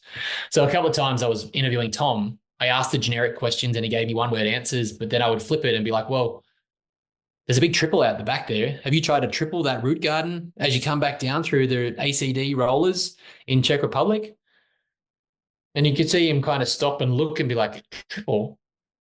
Well, yeah, it's pretty good. Or, it just gets them thinking outside of the box. And then all of a sudden they relax and they open up. And, riders like Evie Richards, so many people ask her about the race and how she's feeling and blah, blah, blah. But I want to know what's in her headphones. What's got you bopping your head before you start this race? And she gives you a good amount of personality. And, as an athlete, you get so kind of stuck in the groove of telling the answers and saying the things that you think people want to hear, representing your sponsors, which is actually something I think a lot of mountain bike athletes do poorly. On another topic. Yep. But you get stuck in a routine of just saying what needs to be said to keep everybody happy. And you don't really ever step outside of the box, and trying to get that personality out of the riders is difficult, but it also comes with that trust and respect that takes time and energy to develop. I think the one thing I've always kept in my head for interviews, especially if I'm on ground, it's like, if I've asked how the race run is, I'm probably the 500th person that's asked that question. Yeah. Never going to answer that question for the 500th time. Like, why do I ask that? Like, sometimes I just don't even bother going over to people or interviewing, because it's just and you got to ask it. Like, everyone wants to know, because you might have something different to say. And the opposite end is that people ask too many questions. And sometimes you don't really have to ask anything. You just put the microphone in their face and they know what to say, and they're just finished racing. So they're delirious. That was hard. Yeah. And they start talking. Some people start talking, other people don't. But as you develop that relationship, you figure out who needs that prompting and who doesn't. An interesting thing I've had this year was doing a lot of the under 23s and a lot of, non-English speaking athletes. And I talk pretty fast, and I'm a little bit energetic and a bit in your face. So to some of the guys who don't speak that well English, they were quite hesitant and nervous to come up to me and do an interview. And they'd shake me off and be like, no, my English is not so good. And it's like, it's okay. Well, there's one. I'm gonna ask this question, and I'd say something and prep them prior, and then they'd think about it, and then they say, okay. So you ask that question and you give them the chance to say that back, and you just make them feel comfortable enough to have the confidence to say that. Because if he asked me in French, I do. Mate, I couldn't respond that well back. And it makes me feel like an asshole for making them, a French person or Italian or a German or Swiss or Brazilian or whatever, to answer me back in English. So no, I'm going to respect you, and you tell me what you want to say and how I can help you tell your story as an athlete. 100%. There we go. We're back. Yeah. It'll buff out in editing. Yeah, can't wait.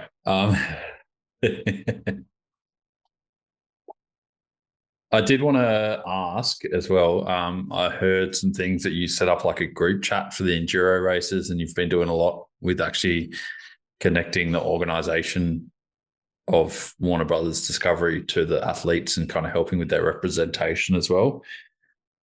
Like, can you talk about that for a little bit? Yeah, definitely, especially for enduro. I think, a lot of you naturally assume there's a lot of communication between the teams and the athletes and the powers that be. And sometimes some basic level of communication can be lost. And, we're all guilty of this. We get stuck in doing what we're doing and charging forward, but little things that can be quite simple, just that aren't getting communicated to the people that it needs to be communicated. So I just put my hand up and was like, right, hang on. Well, if we all get together, we're all in this together. Let's all talk about this, filter this information out so we can take it to the people that need to hear about it, or we'll take it to them. And then they will decide who needs to fix this or help us or put this sport in a different direction. And in enduro in particular, there were so many rumors and stuff kicking around that from my perspective, I knew what was coming, but the rumors that were coming back were like, this doesn't make any sense. But it was coming back to me from all the riders that I know and respect and love. And, so I just took it upon myself to put us all together, which was difficult. It didn't go smoothly sometimes, but giving everyone a chance to voice their concerns to the powers that be can be nice. And on the downhill circuit or the cross-country circuit, you hear things and you take it back to certain other people, and it just helps everyone communicate in certain ways. So, yeah, maybe taking advantage of my role now and, straddling the fence of an athlete and a presenter or reporter or, the media dude, man, trying to help the sport and help everybody progress and just help that communication or break down those barriers between the production and the athletes and the teams, where and when necessary and needed. Yeah. I think it's pretty sick. Like, I think that's really cool because, yeah, I guess athletes are heard in some ways, but seem to be quite neglected in others. So, yeah. Yeah. And a lot of times we're told to go through our own management channels, right? But even the managers, they sometimes don't know where to go, or the managers have so much stuff going on that it just gets lost. And it's a bottleneck of information, right? And I've been guilty of that in the past. You get told certain communication channels to go through, and you go through those communication channels and they just get lost because you're saying this, the other list of athletes are saying this stuff. So there's 10 things that get taken to the manager. That turns into 5 things that gets taken to the team director, and that turns into 2 things that goes above him, and then maybe 1 thing gets changed. And it's just a part of the process. So just trying to help that process sometimes and talking to the managers, and it might be basic stuff, but sometimes the simplest and most basic stuff is the easiest to overlook that can have the biggest effect in the long run. Yeah. And was any of this a catalyst for you to go and race world champs, or Man, world champs. So this year I started riding for Husqvarna e-bikes. And Will Rishi from Adelaide, his auntie, were helping me out a lot, figure out a bunch of deals and bits and pieces. And I was a big fan of that Husqvarna bike. I've been paying attention to the Gas program. And I think a company like that coming on board to mountain bikes is mega, mega cool. And I've been a big fan of that Husqvarna e-bike, that Mountain Cross 6 that they've developed a couple of years ago. It kind of missed the wave of gas coming in, and it just, with delays in production and blah, blah, blah, it just missed the racing circuit because Gas came in right when that bike was probably due to be on the race circuit. And they had a new program with Gas, and they decided Husqvarna was going to go in a different direction. So I got in touch with those guys after I chatted to them casually. I met them at Sea Otter in California, just went up and cold called, introduced myself saying, hey guys, I'm just a big fan of this. Just want to come and have a look at your bikes. Yeah. Started chatting, blah, blah, blah. And then an opportunity came up now to ride for them. And I rang them up again. I was like, hey, do you think I could just ride one of your bikes? I really would just love to test it out and try it. I've been watching it for so long. I'd just love to check out and see if it rides as well as it looks. And then that conversation started. And I had a coffee with Andreas, the global marketing director for that company in Finale in May. And, we were giggling that particular course and the e-bike courses for 2024 suited my strengths a lot more than ever before. And, it stroked the ego a little bit. And I was like, oh yeah, that's cool. Thanks. They're like, man, it'd be pretty cool to see you racing a Husqvarna at World Champs, like in an Australian jersey and Husqvarna and Carlson. That'd be pretty sick. I was like, yeah, that would be pretty sick. And then it kind of evolved, and it was pretty difficult, to be honest, like to fit it in amongst the schedule. And I had to race an event to be eligible to qualify, which that happened within days. I didn't have a license, didn't have an entry. I was there to present. I had to fit it around my schedule, get my producers, my executives, management involved to make sure it was okay. And then how I did it, that was a big process to get there. And thankfully, my EPs and my management across the board, gave me the opportunity to race. So Husqvarna were keen, Warner Brothers were okay for me to race, and that was it. That was a chance to go and race a race on my terms, kind of thing, and actually end my career on the right way. And it's fine to say now, but it was difficult to get there, and I did have some preparation to get there, sort of thing. And at the time, I thought I was on for a pretty good result. Like a pretty good result for me would have been a top 10, top 7, top 5 would have been extraordinary. And I had a good stage 1, and then just drama after drama happened for and all of a sudden you have this realization that you think this fairy tale moment is based around a number, and I want to retire with a podium or a top 5 or a top 10. And when that moment happens, the number is irrelevant. And I think the crashes and the drama that I had, like I pulled a cleat out of my shoe, I lost my rear brake on 2 stages, I warped my front rotor because there was so much snow, it almost made my brakes so hot. Anyway, I pulled my head out of my ass and realized how cool this was. And it was unbelievable. It was a moment and a moment in time that would just stay with me forever. That was so, so cool. And I'll be forever thankful and appreciative to have that opportunity from Warner Brothers, from Husqvarna, and everyone involved. That it's pretty rare you get an opportunity like that to go and do something on your own terms for fun. It's not based around a race result. It's all based around a moment. And that's exactly what racing, the first ever, UCI Enduro World Champs was for me. And, to put a huge professional career behind me to step into this new role. I mean, might not be the only world champs I race ever, but as a full-time professional, it was an amazing moment and a super cool way to wrap up a pretty long career and a cool moment. Surely Snow Bike World Champs is next on the list. I would totally race Snowbike World Champs. so sick. And I just saw details the other day that it's coming again in February in Chatel. I wouldn't even be mad about it if I got a call up. Doing 120 kilometers an hour down a ski slope on a mountain bike. Oh my goodness. The idea of those spikes grazing my ass though, that scares me. But no, I won't be racing snowbike. If I'm there to present it, it'd be cool. But no, I won't be racing snowbike. And who knows? We might do some racing next year amongst the schedule for fun. But we've got to sort a few things out first. Might start wrapping things up, and one of those things is what are the plans for next year? Like what's the deal for next year? 2025 is a work in progress right now. I know that sounds a bit cliche, but there's a lot of cool stuff happening in 2025. You will see me as a part of the UCI Mountain Bike World Cup broadcast for cross country and downhill. And racing wise, we'll see how the schedule shakes out at the moment. But yeah, working on a few things for the Australian summer. Going to step into this commentary, MC, television presenter role in a full-time basis in 2025, and see where this journey takes us. I'll definitely be riding my mountain bike, be riding a lot. Going to step into the spoken trail a little bit more and into 2025, and just do that for a little bit more fun, and really grab this opportunity that I have in front of me with Warner Brothers Discovery.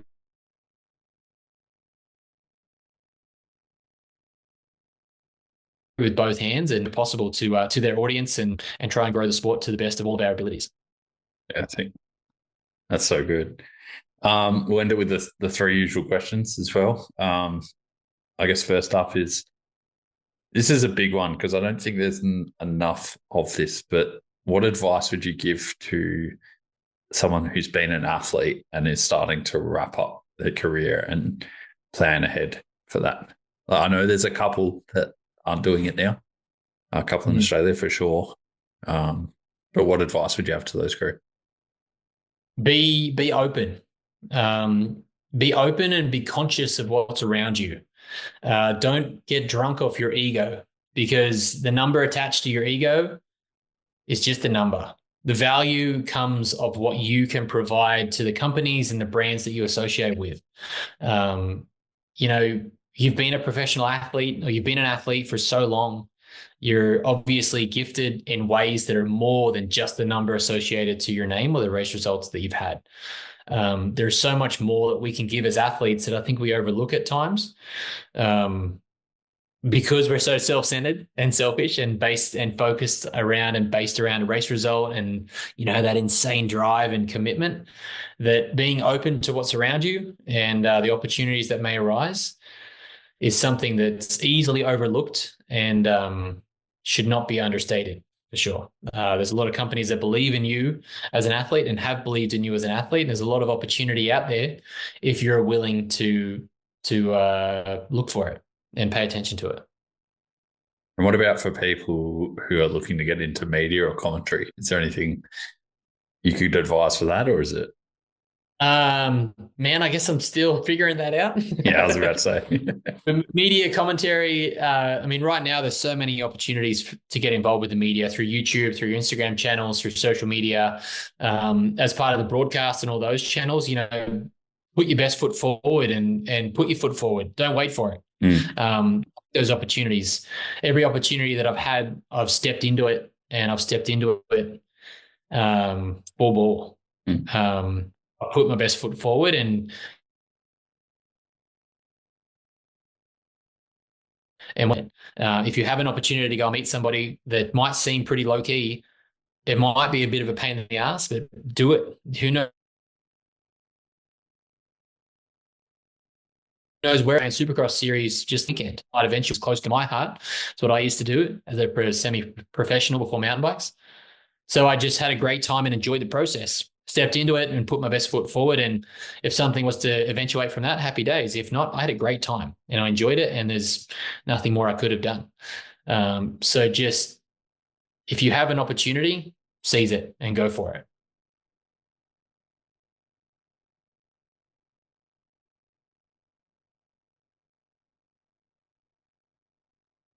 Is there anything you would have done differently? I don't think so. I mean, there's a couple of things I over wish the last couple of years had it played out a bit differently, but they're out of my control. So I can't control them. So therefore I wouldn't change it. Right now it's pretty good. Pretty happy with where we're going and where it should shake out moving forward. I've definitely been slightly naive to a lot of it, and it's a big wild world out there, the world of television. So you've got to have your wits about you, and you got to have some people to support you. And like I said before, Will Rishi and his auntie Judith helped me out a lot. And I'll be forever grateful and forever working with those guys moving forward. But now moving into 25, and this has become real and it's a reality. Now I've learned a lot of lessons. I've definitely copped a few on the chin, but I'm still ready to fight forward and stand up and put my best foot forward. So no, I wouldn't change anything right now. It's worked out pretty well, and I think I'm very happy and very stoked and appreciative of the position that I'm in right now, moving forward, coming out of such a cool professional mountain biking career and staring down the barrel of my new career, heading into the future.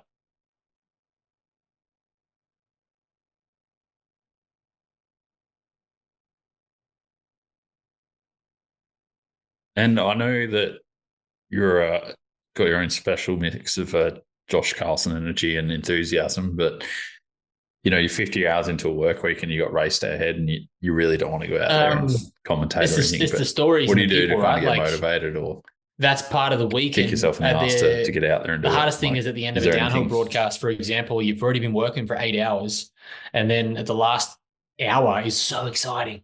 So just beat it. Keep eating. Don't get sucked in if you are doing these big days. Don't get sucked into the parties and the little things. I think I try and treat my job just like I treated it as an athlete, not going out partying and not being disrespectful to my body and my health, and trying to put my best foot forward. So I'm awake at 6 or 7 o'clock the next day to charge into the day. And when the lights go out, and you go back to bed, because the next day you've got another opportunity and obligation to be who you are. So treat it like a job, but it's a pretty cool job, man. Mountain bikes is pretty cool. It's easy to get. I'm easily excited by some cool mountain bike racing and the stories, and I feel like we're lucky. There's so many stories and cool things to talk about that it's an easy way to get excited, regardless if you're tired or not. And maybe a cheeky energy drink or a few coffees.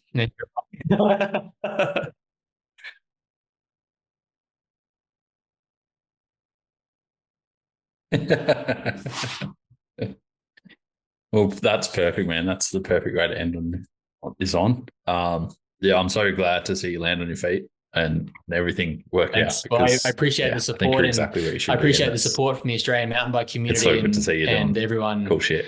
who's reached Simply. out over the last couple of Yeah. years. You know, I've had some really great support from all those around me and the athletes and teams and sponsors and people that I've worked with and been associated with from the Australian mountain bike industry in particular, not to mention the international broader market. But it's cool to have their support and know that people at home are watching and they're stoked on it. They're stoked to see an Australian on the broadcast, and they're stoked with the content and the product that we're producing or that I'm producing. So, you know, to have that backing from those that are nearest and dearest means a lot. And it makes me feel like I'm doing the right thing, and it makes me want to work harder and commit to this even more to make sure that I do represent the Australian mountain bike community and all of our sponsors and people and racers and teams and athletes and families on that international circuit to bring some more light on what we can provide here at home.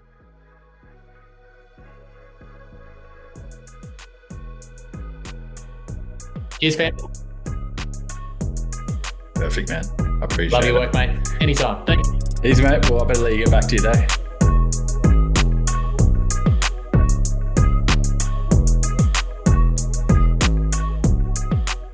There we go, guys. That is the last episode. I hope you enjoyed it. I fucking love Josh Carlson. Sorry for swearing, but his positivity and his attitude and can-do mentality is absolutely epic. If you ever get a chance to sit down and have a decent chat with him, do.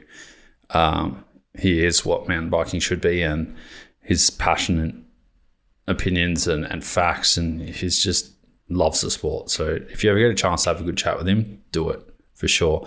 I hope you enjoyed our chat with him. I'd usually tell you to share this around, but hey, it doesn't really matter that much anymore. Last episode. I hope you enjoyed it. Thanks everyone for the wild ride, and if there is a next time, until then, just go out and have a bunch of fun.